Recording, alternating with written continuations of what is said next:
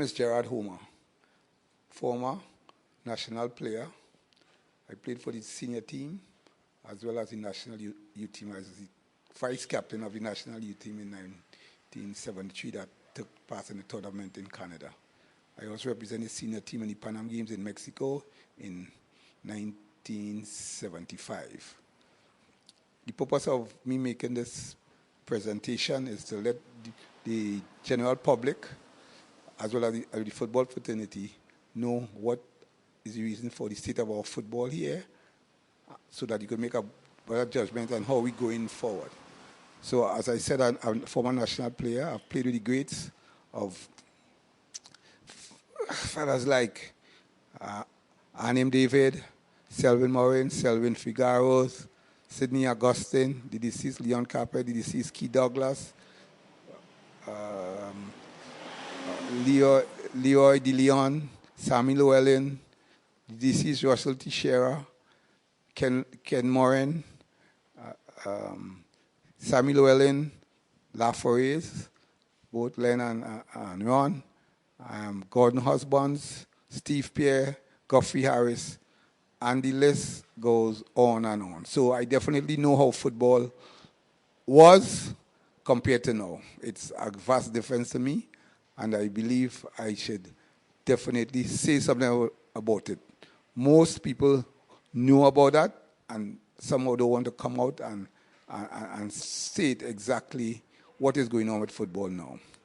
So I will start with saying that things changed somewhere in the late 70s when a particular individual by the name of Afston Jack Warner took over football. And in my mind, I would say that football wasn't his prerogative. His prerogative was basically to enrich himself and others. So he was a man unto himself. No one answered him. No one asked any questions. He did everything in the Football Association. He controlled the referees. No one asked him any questions. And I think people like Keith LeCloy and those guys who are trying to do something now was in that over there and did nothing to rescue the football. The idea of having a CONCACAF center for the Caribbean, I thought it was a good one, and I believe that it was for the TNTFA to benefit from it, but somehow that did not materialize for what we are doing next, and what we have today is part of someone's empire. After the World Cup, money received from playing all the games and reaching there, I don't know what become of it. No one asked any question. No one said anything about it. Where was United TNTFA to do something about development of our football then? No one said anything about it. So we need to ask ourselves why. Again, the people the person in control and the people around him, including Mr. Keith LeCloy, was the one responsible for a development plan for youths then, and nothing was done.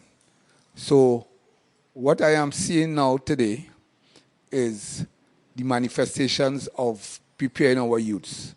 So the results from our youth are being seen today, and I'm saying we because I include myself and Mr. LeCloy and others, are the responsible for where we are. It's not the present administration, the present players, or the present coach. No coach, I believe, no coach, could make any great significant difference to the results of our national team. So, after Mr. Warner came, there was Mr. Timke, who was also a great friend and confidant of Mr. Warner, like Mr. Keith LeCloy. He took over. Mr. LeCloy made no attempt to have a plan to do anything regarding football in Trinidad and Tobago. So now we reach a point where someone who had a similar idea that I had come forward and decide, well, he's going to start with the youths and provide a facility for youths and to better the football from the ground up. I saw nothing wrong with that. But somehow Mr. Keith LeCloy, as I said, the clan he belonged to, I mentioned earlier, seemed somehow not to like it. For whatever reason, I don't know. To everyone, it seemed like a good plan. It's there we had to start from, a proper facility. The youths then will get what they need, and we will build from there. What it is, I believe there might be some wrongdoings, maybe on behalf of the present administrator and the Mr. David John Williams, which I think could be addressed and will be addressed in the future. But the bottom line is that we are on the right path, and there are evidence to show. Why it is Mr. Lucloy and seem not to like that is because I believe from day one he wanted to be the president of the TNTFA, and I know David Williams to some extent that he does stands for people not functioning and doing what they're supposed to do. So I believe that could be a reason why Mr. Lucloy was disgusted and didn't like how we operate. As I say, maybe David doing something wrong, but it's all because of football and not because of enriching himself like the past as administrators, which keep Mr. Lucloy and then supports. So coming to today's now, there would be an election in sometime within the next couple of weeks. And I know that David John Williams has concrete evidence of what he has done. Mr. Lucloy, who I know has chosen Mr. William Wallace to be the president. And the reason why I said he chose William Wallace, because he knows very well that if it is that he had gone up, people would have think he's an ex-Sheriff Lobo in town to run football. So he put up somebody else and still controlling from behind. All the correspondence and different things that has been taken over the media over the last couple of weeks, he has been doing it. Mr. Wallace, I believe, hasn't done any of those things. Mr. Keith Lucloy is the one behind everything.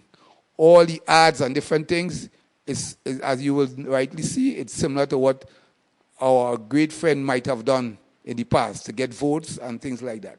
So I'm just trying to remind the voters who are going out to vote that be wary of these guys who have not done anything for football over the last 30 or more odd years, and just in a moment's time decide to come up with a plan that could save football. As I said, a jungle man may catch of a straw. They probably have gotten a plan from some association and come forward with it to present it, to make it look as though theirs. But this is my belief, that I figure that's not our original plan of theirs, because they haven't produced anything close to that in the past.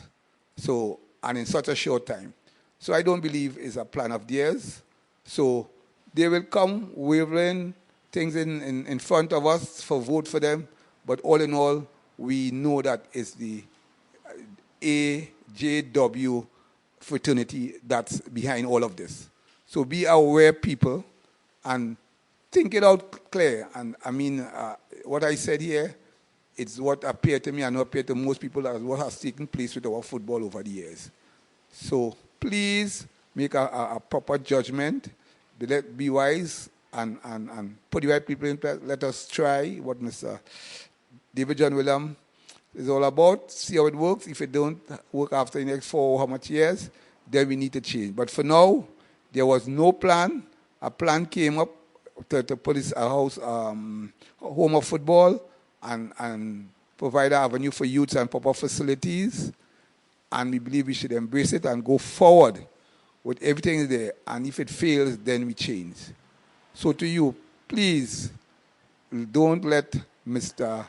Keith Lucloy and his clan there. In other words, voting for William Wallace is voting for Keith Lucloy.